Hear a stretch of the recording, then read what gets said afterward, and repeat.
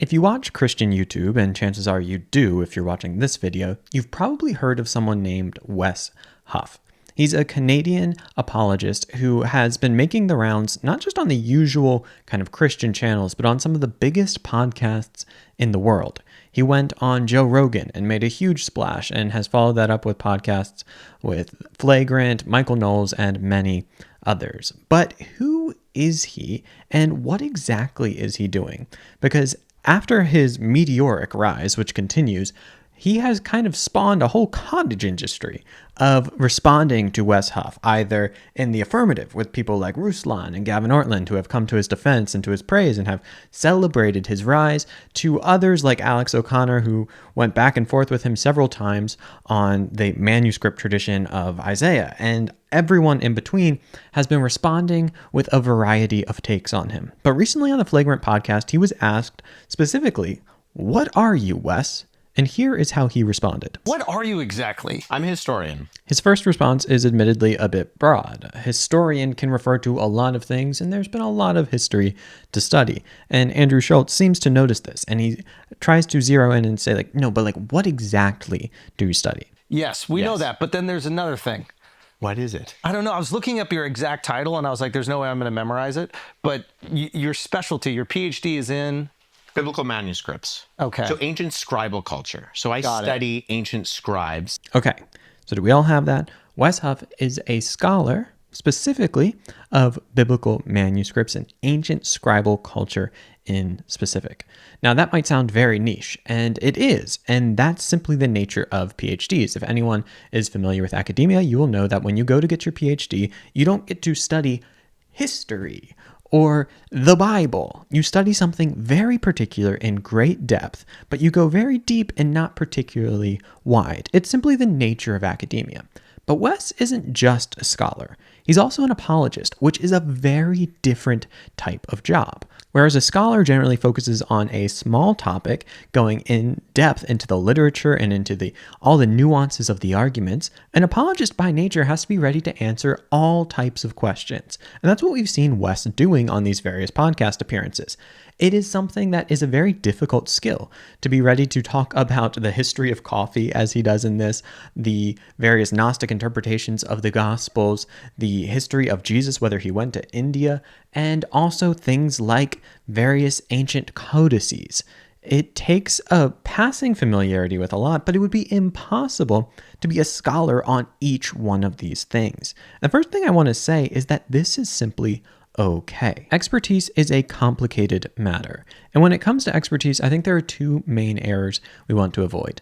The first is falling into the trap of thinking that you have to be an expert to be able to talk on anything, specifically publicly. The second is that being an expert in one thing makes you an expert in all things. Now, on that first point, I think we live in a very tricky time where anyone can just hit record and share their thoughts with an audience. And that can result in either no one seeing it or tons of people seeing it. And as much as people who are on YouTube and have had any modicum of success would like to think that YouTube is a pure meritocracy and those with the best ideas rise to the top, that's simply not always the case. Sometimes it works out that way. But the fact is, we can sometimes be fooled into thinking that just because people listen to our opinions mean we have something meaningful to say. But that doesn't actually follow. And so it is worth being on guard and saying, well, this person's getting a lot of attention. Do they have any real authority or expertise on this topic? But again, we don't want to narrow this down so much that only experts can talk about anything. The fact of the matter is, it's fun to watch people have interesting conversations. And as much as watching someone like Wes Huff is educational, it also is entertainment. I think it is good for us all to step back sometimes when we're in this YouTube world, that this is YouTube. We're not publishing peer-reviewed articles here. If we wanted to do peer-reviewed research, we would do that in journals, not in a YouTube video. And so it's okay to talk about any number of things. I mean, no one's stopping you from hitting record and sharing your ideas. That also doesn't mean, though, that these people aren't beyond kind of criticism, which we'll get into in just a moment. But I want to say that while we should be able to say, hey, people can go talk about things that they have any number of familiarity with, and that's just okay. We don't have to kind of gatekeep YouTube or gatekeep any of these big podcasts just because you want experts on every single detail. I mean, it's impossible in a 3-hour conversation. But it also is worth reminding yourself that just because someone has a PhD after their name doesn't mean that they're an expert in everything, right? So Wes, in particular in this video, as we're looking at him, he is an expert on ancient scribal culture. That doesn't mean that he's an expert in biblical interpretation, the history of the church, or systematic theology. Now, he's familiar with all these things, and he's able to talk on it quite eloquently in a way that's generally impressive, like he keeps people's attention. But we shouldn't transfer his expertise in one subject to another. And that gets to this idea of whether he's above criticism or not. Again, I think there's two errors that people fall into here. On the one side, we have people who think, just generally speaking, that people on my team can't be wrong. Or with a bit more nuance, we might say, it is not good for me to critique anyone on my team because someone like Wes Huff, he's doing this good work of preaching the gospel on these big platforms. So I shouldn't critique him where he's wrong because that might lead people to think that he's wrong on a whole host of other things, that he's not trustworthy, and that's going to be bad for the gospel overall. I think that's a bad way of arguing. Just because someone's on your team, just because you like them, just because they're right about other things, doesn't mean that they're not above criticism. If people get things wrong, you're welcome to point that out. And hopefully, in a spirit of Christian charity and humility, people will be able to recognize, yeah, you know what, I'm not an expert on everything. I'm talking off the cuff in difficult settings on topics that, I can't prepare all of them in advance. And yeah, sure, sometimes I get things wrong. That is totally fine. On the other hand, though, I think we want to say that it's not true that people who get some things wrong aren't worth listening to. This is a danger just in our thinking in general. And it comes across in a number of ways, not just on our favorite kind of podcast guests, but also in your favorite authors in general. On my desk right now, I have Friedrich Nietzsche. I think Nietzsche is phenomenal on so many things. I also think he's just dead wrong about other stuff. And that's okay. No matter whether it's someone who's dead a long time ago or someone who's going on podcasts today, you can take the good and leave the bad. We don't need to be kind of fanboys for people in everything. We can say, yeah, I really like Wes Huff when he talks about this, and not so much when he talks about that. I think we should be doing that with everyone. And so with that in mind, let me get to my specific thoughts about Wes Huff. First of all, I want to say, I don't know Wes Huff, so this isn't going to be about his character. I mean, as much as I can tell, he seems like a nice guy, as far as you can see something like that on a recorded interview. But I want to kind of get into some of the controversies that have swirled around him and, use some tools to think through them, as well as giving you my own thoughts on this. So the first thing I would say is that the fact that he is on these huge podcasts is really cool. I'm not a listener of the Joe Rogan Experience, Flagrant, Michael Knowles, really hardly any of the podcasts he's gone on. But the fact that someone like Wes, who is an apologist and a scholar of ancient scribal culture, is capturing the attention of millions of people is just an interesting thing to me. I personally find theology massively interesting. I mean, I've devoted my life to studying it, and I absolutely love it. But it's always been a bit of a niche pursuit. And most of the time when I tell people that I got a degree in theology or liberal arts or any of these things, they are like, why? That is kind of strange. But the fact that this is now in some way getting mainstream attention is just really fun. And I think that's something that if you're like me, you love theology, you love the Bible, or you're just a Christian in general, that's something you can and maybe should be excited about. That, hey, it seems like millions of people are interested in hearing about this, and many of them are not people who would usually go out looking for this kind of thing. When people watch my videos, it's fun, but I know they're already theology nerds, and so I'm not exactly on the cutting edge of making the gospel relevant and reaching people. But Wes Huff is, and for that, I think that's wonderful and a really cool thing. As far as his views in particular, I think that he articulates kind of like broad evangelicalism pretty well. And this is a point that I think is important to look at, because sometimes when people disagree with Wes, it's simply because he's an evangelical and not on their team. And that's completely fine. You can say, I don't like his conclusions, but that's different than saying, he's kind of purposefully misleading people or he's a bad scholar. Sometimes people just disagree. And this is an important thing to get to on kind of two different things here. We can have differences in interpretation versus inaccuracy in facts. Let me maybe illuminate this with two examples from him. The first would be on his most recent Flagrant appearance, where he mentioned that for him, that Roman Catholic Church didn't really start until the year 800 when Pope Leo III crowned Charlemagne. Now here, he has a fact claim. Pope Leo III crowned Charlemagne in 800, which is true. But there's an interpretation of that event that says that this event spawned the beginning of the Roman Catholic Church, or what we know today as the Roman Catholic Church.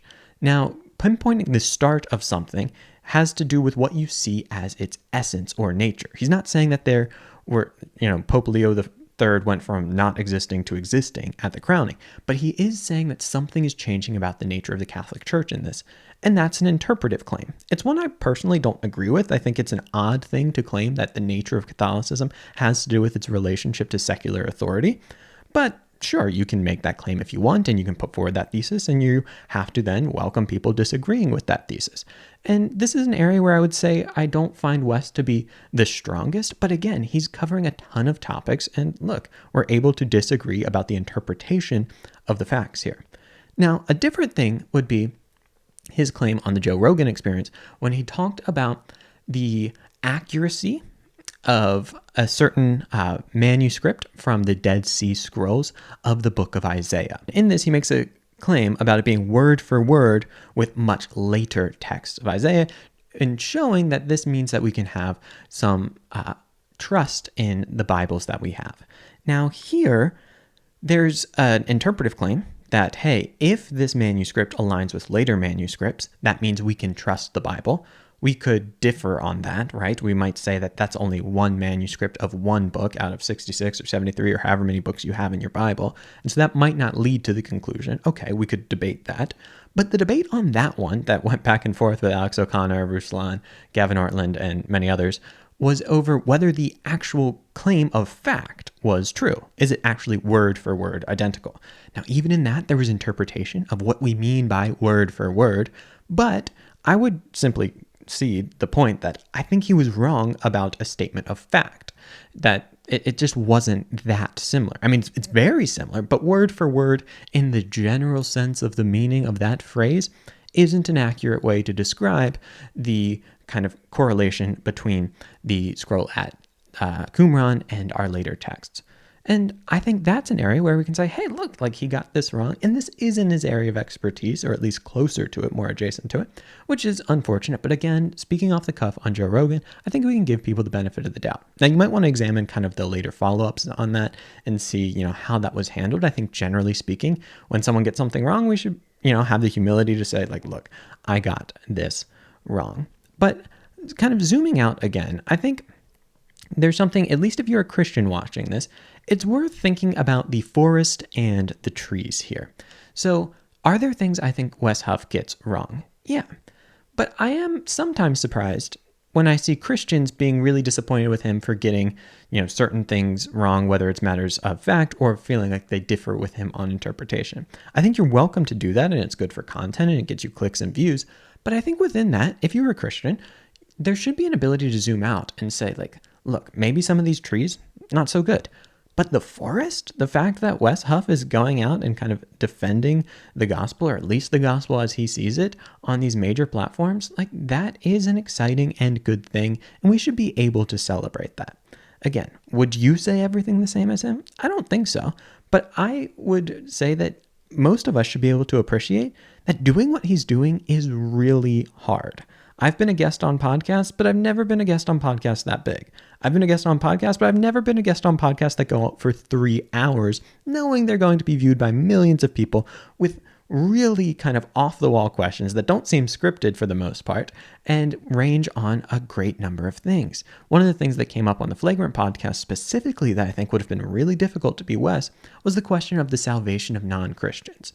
Now, look, this is actually an area where I have a difference of interpretation with Wes. I would generally take a much more optimistic view, and I would have answered some of the questions that he answered a bit differently. But that's beside the point. I want to commend the fact that he was able to say, like, look, I have things that I believe are uncomfortable truths. I'm sitting across from people that are asking me this question where it would be so much easier to give them the answer they want to hear, the answer that I think will be popular, but instead I'm going to give them the answer that I think is true and faithful to the teaching of Jesus. And that's a hard thing to do and a commendable thing to have done. Again, Do I agree with all of his conclusions about the way that works? No, I don't. But I respect that he's out there doing that. So in conclusion, I would say that, look, expertise is a complicated thing. Wes Huff is an expert in some things, but he's not an expert in all things. That doesn't mean that he can't talk about a wide variety of things, though. It also doesn't mean, though, that he's above criticism. Even if he's on your team, it's okay to say, look, I think overall this is great, and there's some things that could change. I think in general, we should expect people to get some things wrong, no matter whether it's in their area of expertise or not. We should also, for Christians, expect a certain level of humility when people point out that, like, hey, I think this is inaccurate in fact, and be willing to leave space for differences of interpretation. And I think finally, we should, generally speaking, just have a recognition that what Wes is out there doing is really difficult. And we should have the humility to say, look, I don't think I'd do any better. In fact, I'd probably do worse. So he's had this meteoric rise. I'm super excited for him. I hope that it continues to go well, and we will see where it goes. But that's my thoughts on the Wes Huff phenomenon.